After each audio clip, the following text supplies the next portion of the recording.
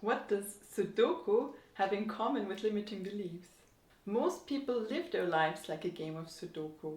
We start off with an empty grid where it feels like anything is possible and we can fill it any way we want. But as we grow up, we are taught by our caregivers, our parents, our society, what the rules are. We start inserting numbers and get praised. If we start inserting maybe raspberries or tomatoes, we get scolded and people tell us, no, this is not how you're supposed to do things. You're only allowed to place in numbers from 1 to 9. You have to place each number between 1 and 9 in each row, in each column, and in each of the boxes. What happens is that we start to fill our grid one by one, and we think that we get to our goal once we filled the whole grid, once we finished our Sudoku, then we're going to be happy, then everything is going to be set in stone.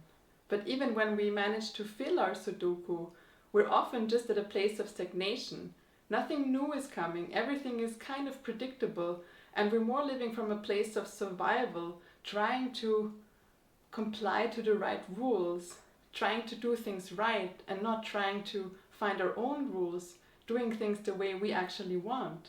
Now in truth, our life is always an empty slate, and we can play whatever game we want.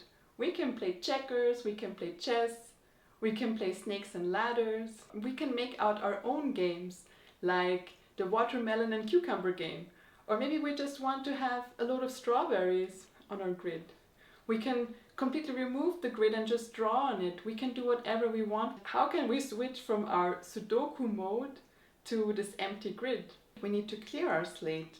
We need to remove the rules. And these rules of Sudoku are our limiting beliefs. And that can be really painful. Just look at this Sudoku field where we're going to start to break the rules. Like inserting 2 ones into a row. Inserting an 11 into a row. Or even worse, inserting a number. Or inserting a raspberry. Or a unicorn. Or a cucumber. And you know, as soon as you start to break these rules, it's not just going to make yourself feel uncomfortable, like probably anybody who's playing Sudoku is going to feel very uncomfortable by seeing this, but also the people around you, the people who have been playing Sudoku their whole lives, they're going to start telling you, you cannot put a cucumber into your Sudoku. This shows us that whenever somebody else is telling us what to do or judging us, it's not because we are doing something wrong, but because they are playing a different game than us. So by clearing out your Sudoku, you will slowly move from survival to play and joy. So what is your cucumber in your Sudoku?